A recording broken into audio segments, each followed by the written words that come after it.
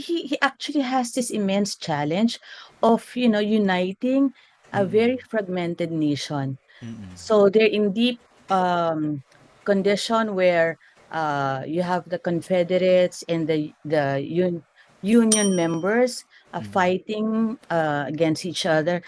But the terms that the triplets, so to speak, that he said, for the people, rather of the people, by the people, and for the people. This for me resonates a powerful expression of democracy without saying the word democracy. Yes. Is that in his speech, he never said anything about slavery. He never Yes. said anything about democracy. Mm. He never said anything even about exactly what happened there. He Mm. was just there to dedicate the field or as a cemetery for those who died both from the Union and from the Confederacy. Mm. So his talent involves creating an atmosphere without really saying the words, but Mm. defining it in an emotional way. And that I feel that he made a great impact in his speech by using Mm. lyrical sentences such as that we cannot dedicate, we cannot consecrate, we cannot hallow this ground. He's so fond of these triplets, Yeah. no? Yeah. Ang galing. That's how I see it. That's why I feel he's a good he's a good speaker.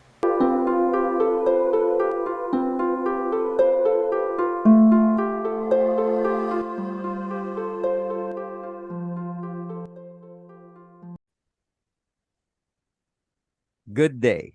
Welcome to Tip Talks, a show where we analyze as a panel great speeches throughout history. Speeches that inspire, speeches that move, speeches that lift or change history. And tonight, I'm your moderator, Dino Santos.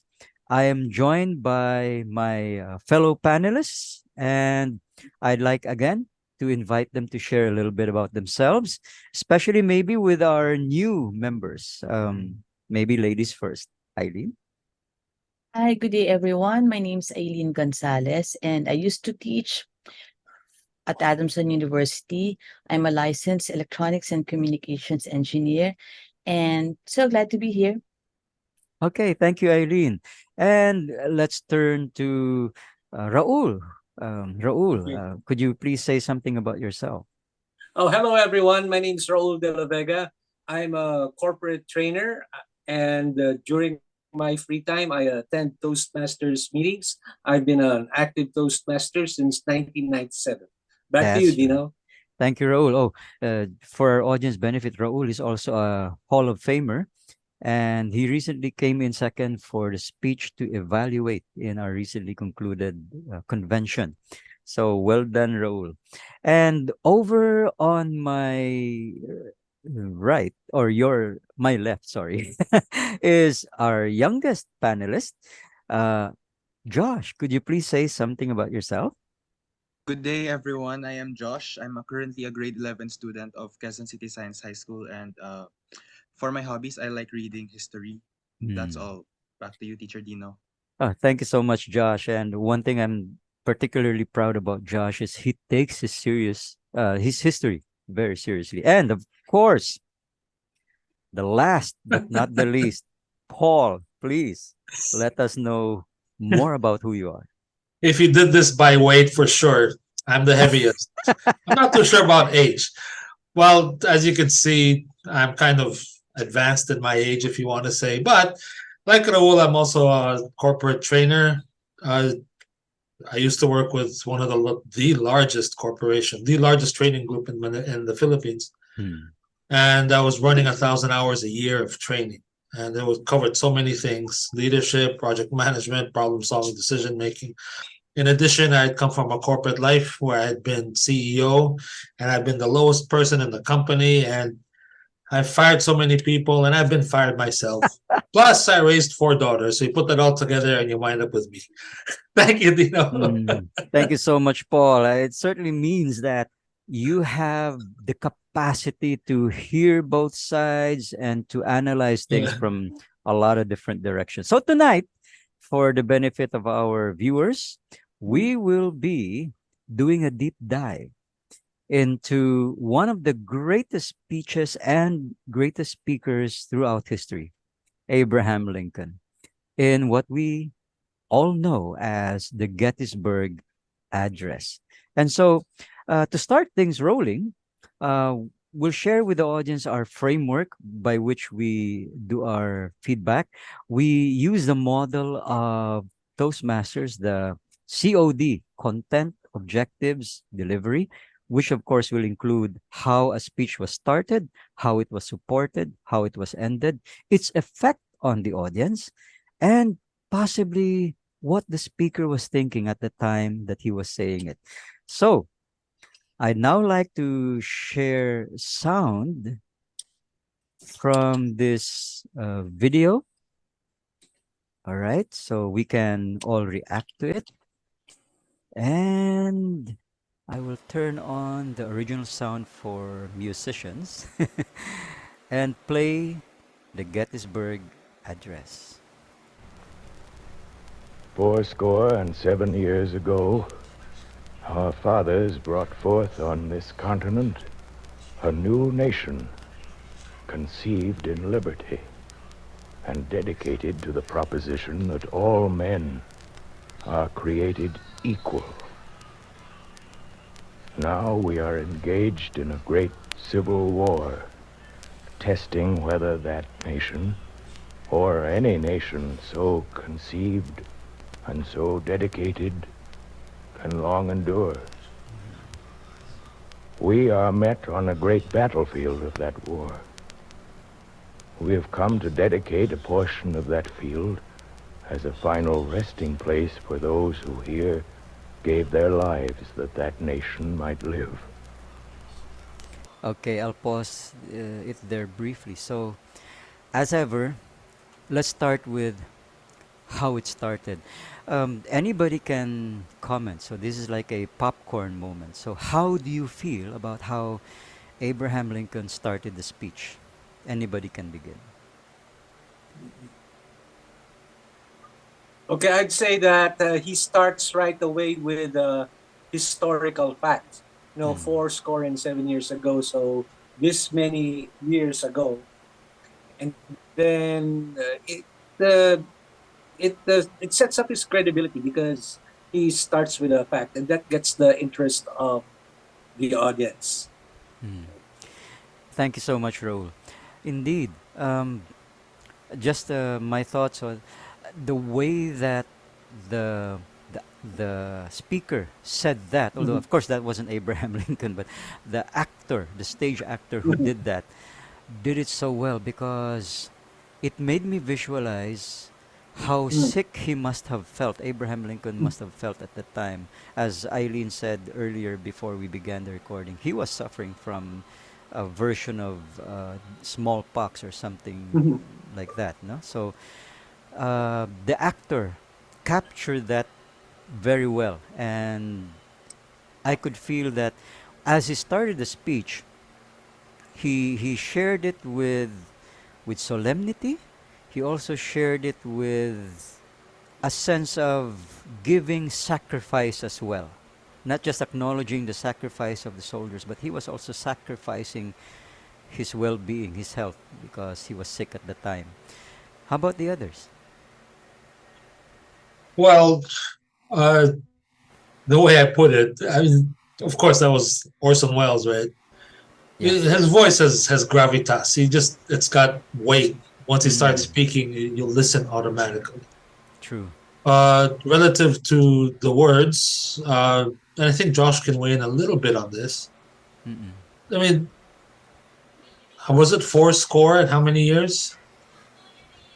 Four And score seven. and 7 years Seven ago. years. Yeah. Four score, so that's what, 87 is it? Am I Seven. counting right? Mm. 87. 87. In terms of a social and political model, okay, the United States was brand new. Yeah. Okay, even today it's still new. I Mm. think it's only about 250 years old. And maybe Josh, you can tell me how long have the longest empires existed before this? Yeah, good Just give question. me an example. How long did the Roman Empire exist? Oh, the Roman Empire, it existed for almost 1,453 I'll say Holy years. 1400 moly. years. Okay. If you look at Oh, if you look at Democracy things is like definitely a baby yeah. even today, the US is now. still a baby.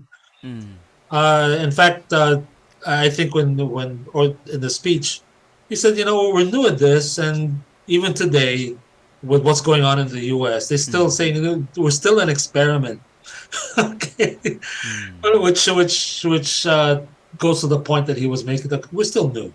Yeah. Okay. Uh, What I really liked with the words is, and this is something that you can actually mm, emulate by writing your speech, and maybe I can talk about that a little later. yeah. He punched the word equal. Mm, Okay, there's a slight pause before that, then he punched it. It was a little, the volume was a little higher, and it was a little more, it was stressed in short. mm, Okay, so it came across as an important word, which is what the US was founded on. mm. And I guess we can all acknowledge the fact that the way he said it was also expressing the fear, the concern that he had for the nation that it might break apart completely after all that the forefathers had done to put it together. So I felt that thanks to Orson Welles. Um, Eileen, Josh, what do you think? What I feel that the not only the speaker here, but Lincoln himself really grounded the audience into its historical context Mm, because he began with what the founding principles are of the nation is or are. And he didn't really start with um, the situation that is ongoing. He mm, mm. started with the past. Remember that we were talking about past, present, and future. He Yes. eloquently started with the past, Mm, 4 score and 7 years ago. So those iconic words brought in the audience attention immediately. So true. that's how I see it. Mm. You know who else said used that same technique? Episode one, Martin Luther King. In Uh, his speech, "I Have a Dream," he also said four score. You know, he started his speech with a reference to how yeah, long it's in it's been. reference to the Mm. Gettysburg Address. Galing. It was such a great speech too. Um, anything to add, Josh? Oh, I am one to go after the content of the speech because, in addition to the fact that he started with a known fact regarding the history of his nation, I am also Mm. amazed by how he added this noble deed, this noble cause, the part in his speech where he said,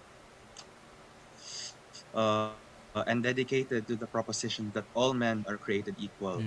I Mm. mean, this speech really brings forth an impactful result in an era where nations had slaves, Yeah. where other nations were following this government system that is monarchical, like they have Mm. kings and queens and all. Like Mm. he was basically telling the world that America is a democratic country, Mm. a country like no other. Mm. Yeah, especially That's since they fought for freedom from being a colony. So, in other words, there's something hypocritical about fighting for freedom from your colonial masters and not granting freedom to those who you exploit. So those were powerful words coming from him, and they resonate even today, right, Josh? Even up to now. yes, that's right. Mm. So let's continue with the rest of the speech. Let's listen to it some more. So let me check if I'm still screen sharing. All right. So here we go. And It is altogether fitting and proper that we should do this. But in a larger sense, we cannot dedicate, we cannot consecrate We cannot hallow this ground. The brave men, living and dead, who struggled here, have consecrated it far above our poor power to add or detract. The world will little note nor long remember what we say here, but it can never forget what they did here. Okay, let's pause right there. Wow. You know, for such a brief speaker, Abe Lincoln just has the power of words because the little that he does say can really touch you. Now, so I'd like to ask the panel, if you were part of the audience, remember, you had relatives who died on that field. That's why you're there to listen to the president. You may even be standing beside somebody who was from the other side fighting for the other reason why that massive battle took place. So you're carrying a heavy heart because of your loss, but you also acknowledge that the people around you had their losses as well, and then you're hearing these words. If you were part of the audience, how would you feel about it? Any thoughts?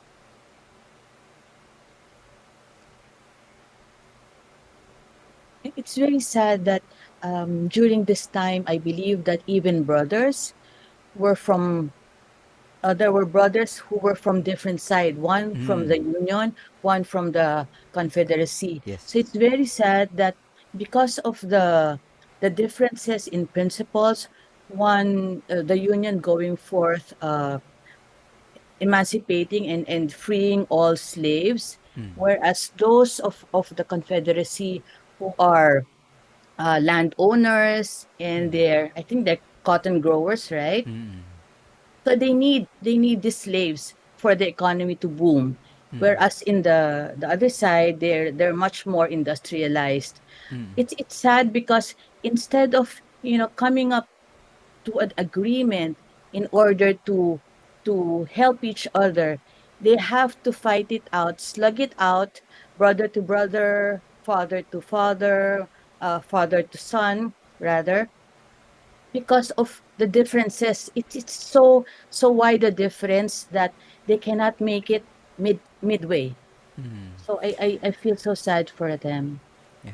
And this has Uh, been going on for many decades already. mm. That's true. It beggars the question then. Thank you, Eileen. It beggars the question then, could there have been a peaceful way to have changed history? Would that have been possible? Anybody? I think You know, Josh. that's all very theoretical. Like they say, what if about history? Let's say this Yeah. event didn't happen, or this Mm. person, like let's say Adolf Hitler became successful. Would you all be speaking German, or us Japanese? We don't know. Okay, but those are very interesting topics to talk about. But for me, the United States, um, I think they needed the war. Yeah. For me, I think they really needed it to figure themselves out. Mm. And if you look at the U.S. today, um, I forgot where I read this, but for me, it made a whole lot of sense. The United States, at least today, and especially after World War II, they've defined themselves by having an enemy.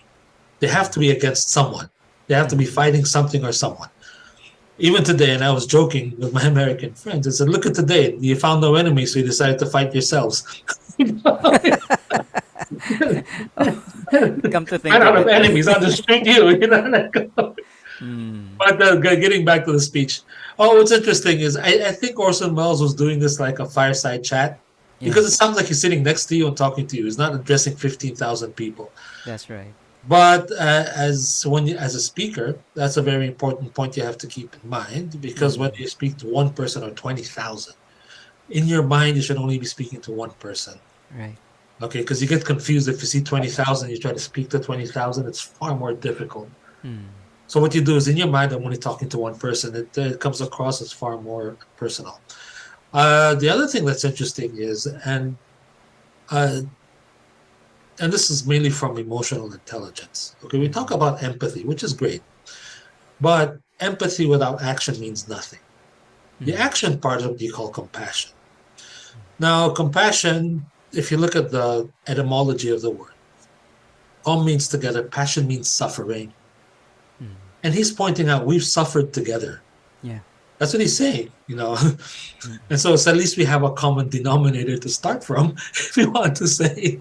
Okay. Mm. So I like the words. And personally, I think that Abe Lincoln is really, he's really a good wordsmith. Because a Yeah. couple of quotes that I have of his are very sharp. They're very on point. Mm. And he's a wordsmith. He knows how to manipulate the language. Um, Raul, what do you think? All right.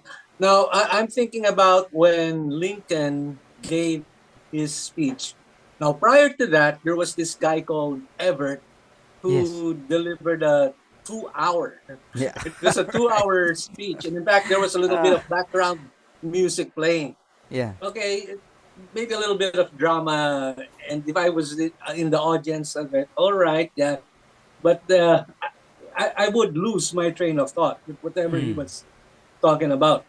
Yeah. Then here comes Lincoln with his less approximately 2 minute speech, Mm. which gets my attention and gives me the message. I feel that Lincoln was ahead of his time when Mm. it came to speech delivery because back then most speakers would deliver Yeah. lengthy orations. Mm. Now, Lincoln's was very direct, concise, and easy to remember. I felt that his made a bigger effect on the audience, Mm. even until now.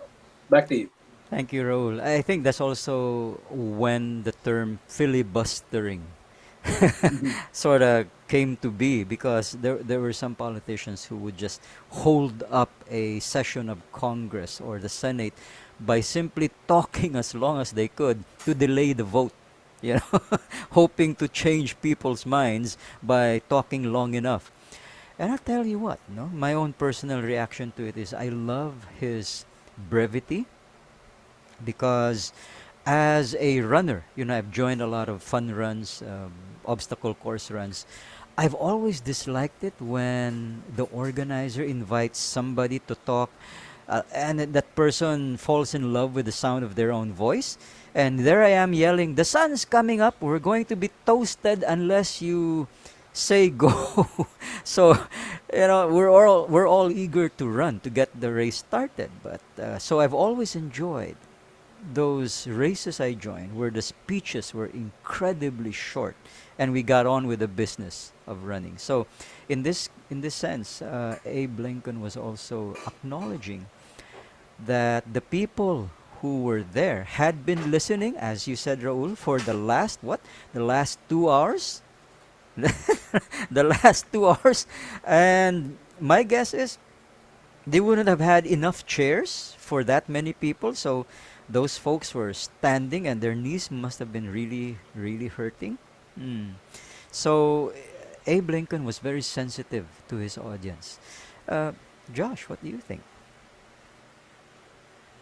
Oh, this is one of my favorite parts of the Civil War in the United States. I mean, this is the part where Lincoln delivers an exciting speech after the Union suffered countless losses, right? Like, Mm. checking out the history, they were facing great generals like Robert E. Lee and Yeah, Stonewall Jackson. yeah. They were giving humiliating defeats to the Union armies. Mm. So, uh, it comes to me as not strategic and motivating that after a hard-won victory at the Battle of Gettysburg with heavy losses to both sides, that Mm. Lincoln would deliver a speech motivating his army, motivating his soldiers, giving them a noble purpose to Mm. continue fighting. I mean, they've been fighting for how long? 3 years now? 2 to 3 years. Mm. So, uh, this is the one of the defining moments of my admiration for President Lincoln. True. And I think that battle at Gettysburg, if I'm not mistaken, set the record for the most number of deaths or casualties in a single encounter uh, in history. if I recall that correctly.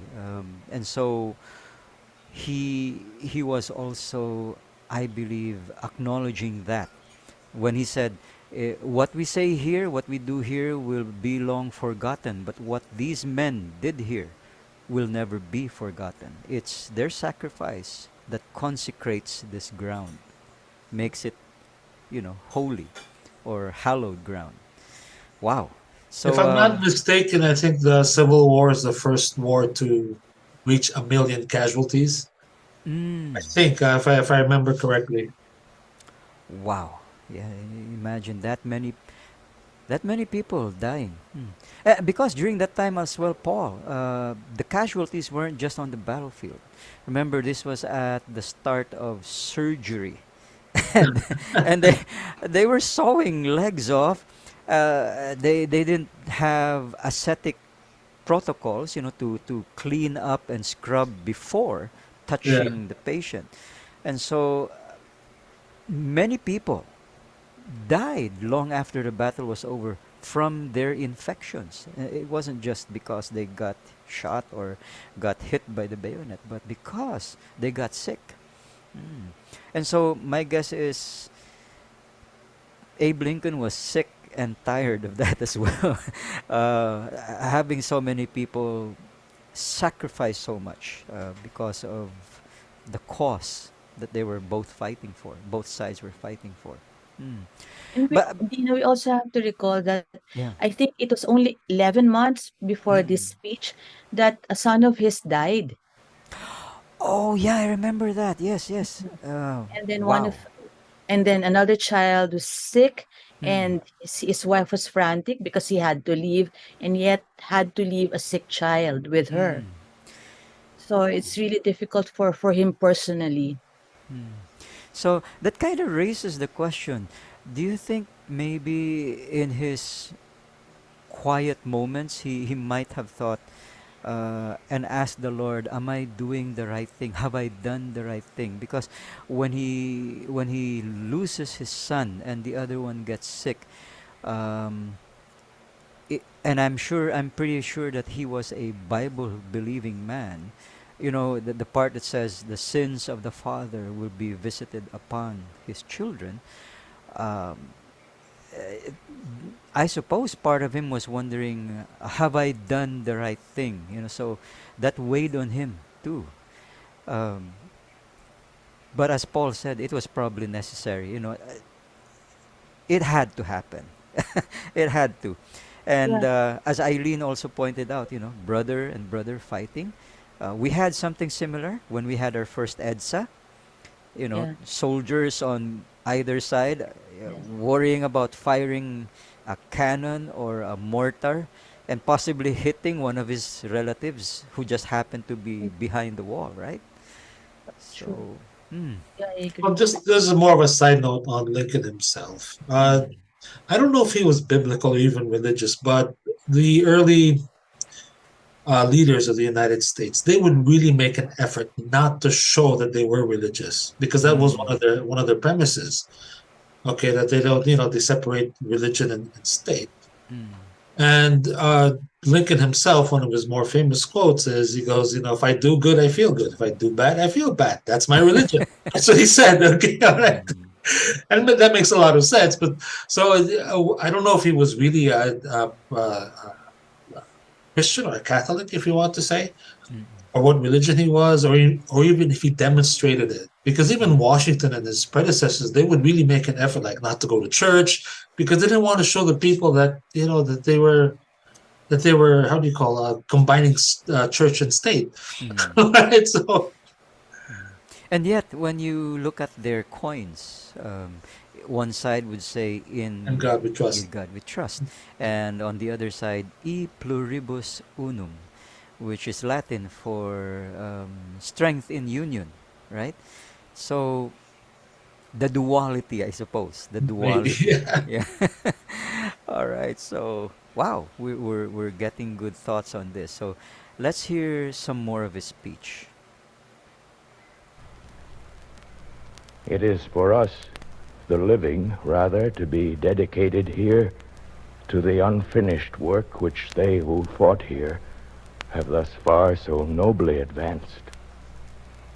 It is rather for us to be here dedicated to the great task remaining before us, that from these honored dead we take increased devotion to that cause for which they gave the last full measure of devotion, that we here highly resolve that these dead shall not have died in vain, that this nation, under God, shall have a new birth of freedom, and that government of the people, by the people, for the people.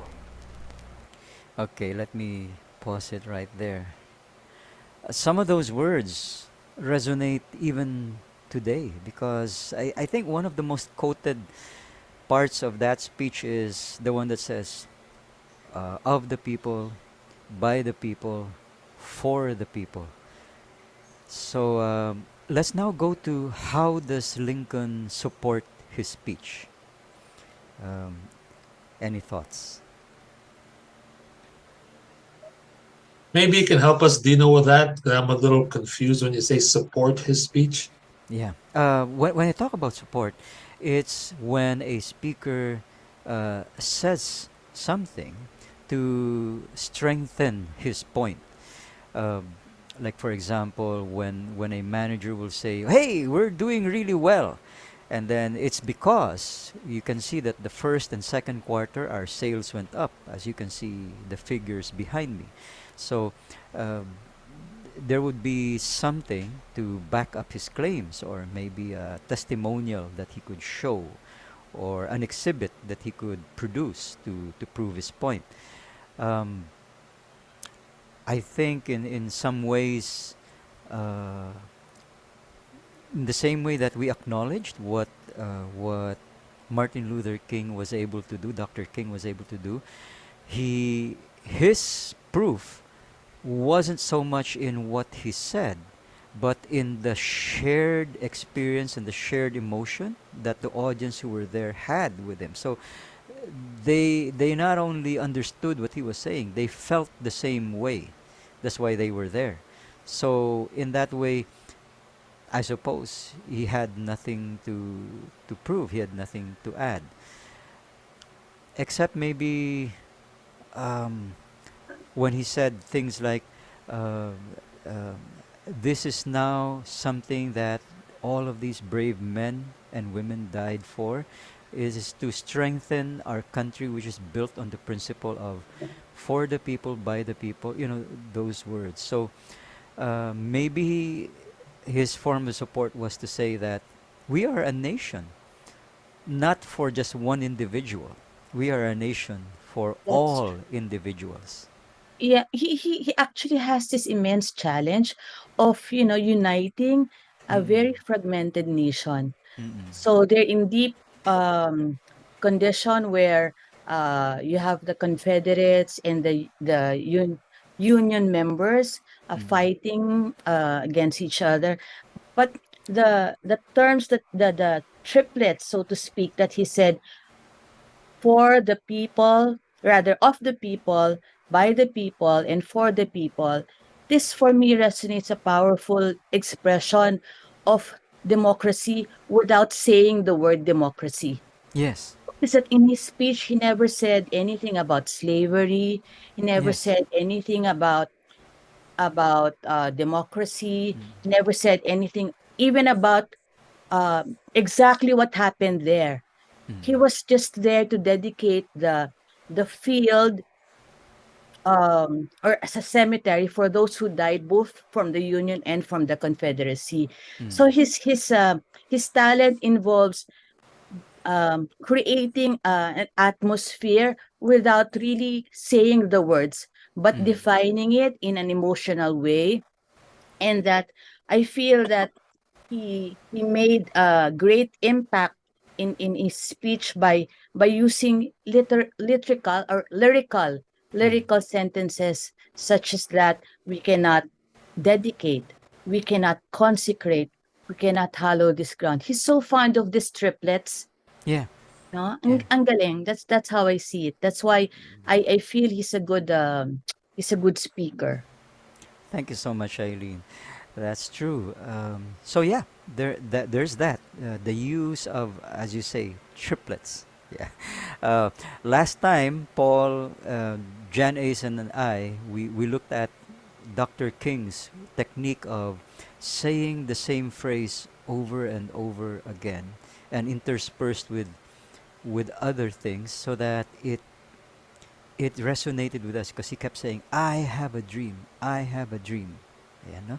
So uh, I guess each speaker will have their unique techniques, and Abraham Lincoln certainly had his triplets. Raul, you want to say? Okay. Now I like how Lincoln is able to involve his audience, no?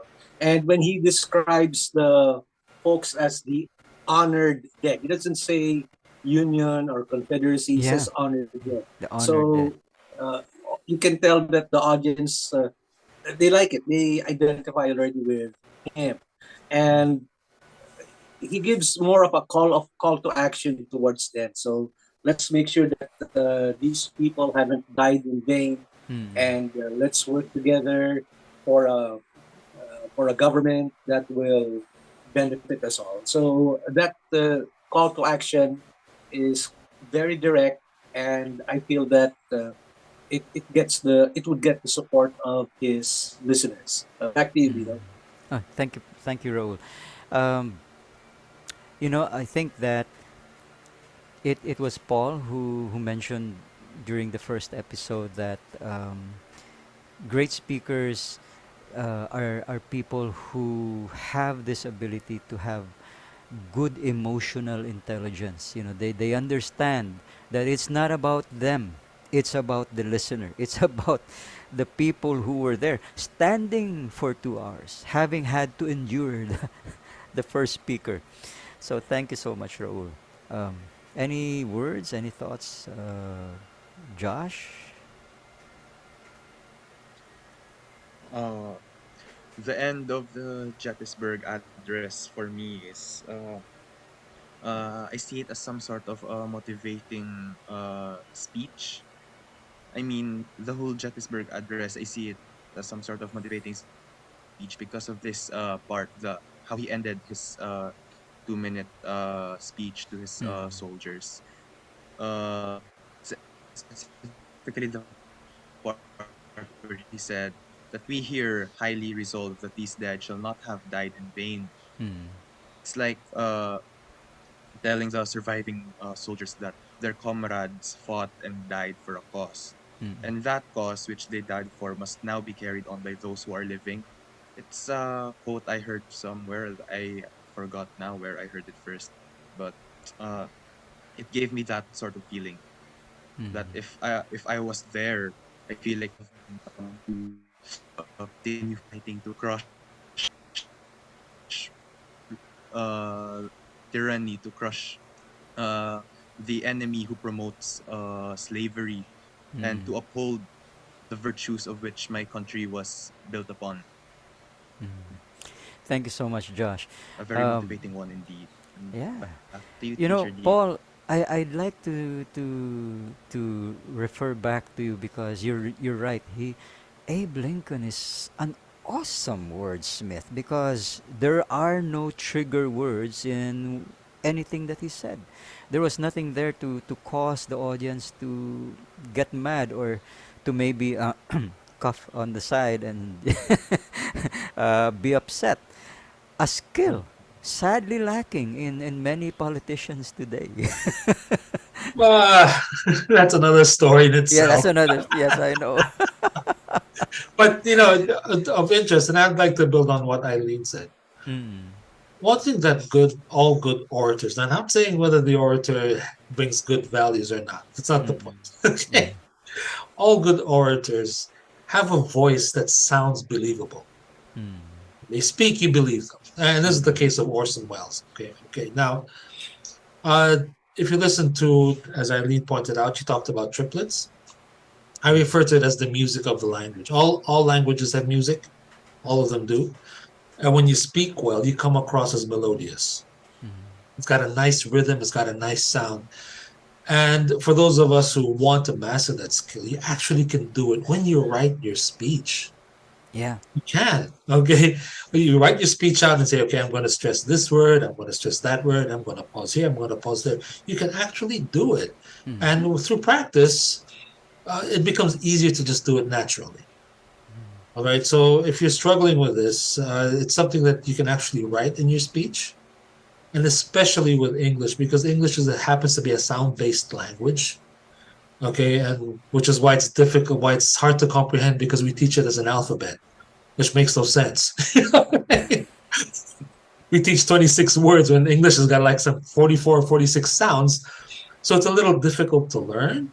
But at the same time, if you figure it out, it's you can deliver a speech that's far more credible, and you yourself come across as far more credible simply because you have a good sense of the music of the language.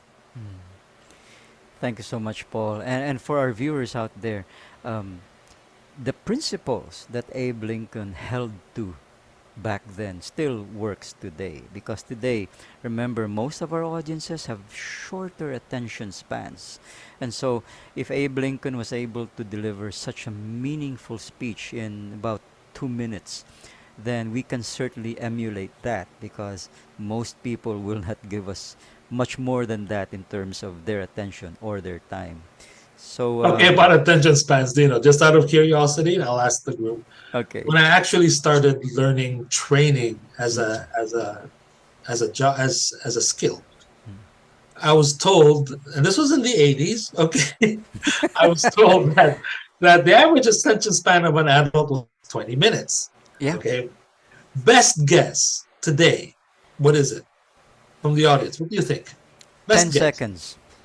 10 seconds. Okay, how Uh, about you, Aylene, Raul, Josh? What do you think?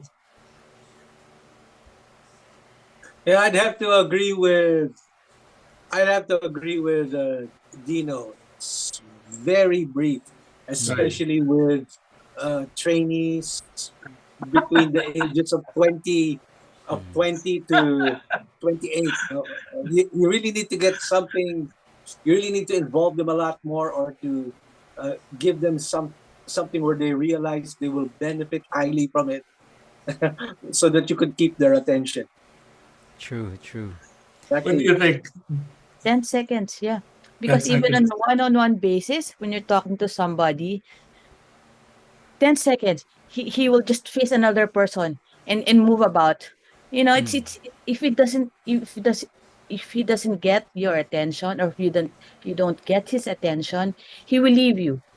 true. That's how we are right now. He will leave you. How about you, Josh? What do you think? Uh, to be honest, all my opinions have been stated already, and I have nothing to add Okay, on. all right. Well, according to the latest study, it's something like 8.7 seconds. It's Holy not even moly. 10.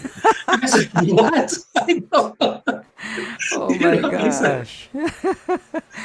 but uh, it's really challenging, especially as Raul pointed out. You know, when you're in mm, front of a group of restless people, if you want to say, it's really very mm. difficult to keep hold their attention. Agreed, agreed. And that's proven by the ubiquity, or what we call the preponderance, of what Facebook calls shorts, and what TikTok has, which are really really short videos. So as we come to the close of the speech, let's listen to the last part of Orson Welles' delivery. Shall not perish from the earth. Oh, okay. I guess that was it. All right. So, um, Okay, I so would have to say two words. yes. Yeah. I would have to say that Abe Lincoln was, I think, interviewed before, and he was asked, Mr. President, how long would it take you to prepare for a 5 minute speech? He said, "Give me 2 weeks." And then a reporter asked him, "How long would it take you to prepare for a 5 hour speech?" He said, "5 hours? I'm ready now." Because to give something so impactful yet so short takes careful writing, careful practice. And so, as Paul said, we do need to be mindful of um, the time span of people's attentions. So, closing thoughts before we announce the next episode's speaker.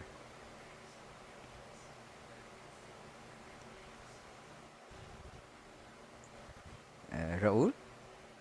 Okay, well, I would say that Abraham Lincoln's Gettysburg Address is a very good example until today on how good organization Hmm. plus conciseness could give you a can give a powerful message that folks would remember. Hmm. And when you add your ability for audience analysis the way that Lincoln did Hmm. by sharing terms that people could identify with. Hmm. Take for example when he refers to everyone as our honored dead, Hmm. etc. It keeps the message stays true, and as you can see through the course of history, his presentation, his speech, is remembered more than Everett's 2 hour rotation. Back to you, True enough. Back to you, Dino. Thank you so much, Raul. Uh, and Paul, any final thoughts? Well, for me, this is still one of the speeches to always analyze. Mm-mm. Okay, simply because of its brevity and its impact. He managed to do it all very quickly in 2 minutes. So, in terms of when knowing how to get your message across, for me, it's a speech that you really have to study and look into. Of course, it does help to have the historical background Mm. about what was going on and things like that. Yeah. But really, this is one speech that for me is still sterling. It's even for me, it's even better than MLK's speech, Yeah. simply because it was really precise and it Mm-mm. really went. If you want, it really pierced your heart, if you want to say. Mm. Okay, and on top of that, Orson Welles with his dramatic tone and all, and his theatrical background, it really made a huge impact. Agreed. Agreed. Thank you so much, Paul. Um, Eileen? Well, I believe that the enduring power of the speech lies in its ability or um, yes, its ability to be able to capture the essence of what the real um, ideals of the American government should have, and this speech has inspired for the nation to grow forward even more and to defend its main concept of being a nation that was founded on equality, on liberty, and most of all, national unity. Thank you so much, Eileen. Josh, any last words? Any final reactions? Uh, for me, the Gettysburg Address is an excellent role model to follow when conducting. I mean, when giving out speeches. Mm. It's short yet direct to the point. It it captured the very essence of what his audience wanted to hear in that short period. Was able to bring about the result that he wanted in his audience. I think his goal was to motivate his soldiers, as I said previously, Mm. and he was able to do just that. Okay, thank you so much. Yeah, I'd agree with everybody that this was a man who was at the right place at the right time. And quite possibly he was the only one who could have given that speech at that particular time, at that particular place. Um, because he understood the enormity of the sacrifice that everybody went through, the losses that they had, and the aspirations that those sacrifices helped to build the foundation on. So, Once again, thank you to my esteemed panel, Paul, Raul, thank you for joining us, Eileen, and of course, Josh. And as we end our session for tonight, I'd like to announce that for our next episode, that's episode 3, this time we will be looking at one of the great speeches of another great speaker. That would be past President Barack Obama. And so, thank you so much, everybody, for listening in and for watching this. And if you liked it, please do leave some comments. We all value what you have to say, what you think, and give us some ideas of who you'd like us to react to for future episodes. And if you do like what you've heard today, just click on like, share, and subscribe so that you get notified. And as ever, just like in our Leader's Edge, we all feel that learning is a never ending journey with limitless vistas. This has been your host, Dino Santos. Good day.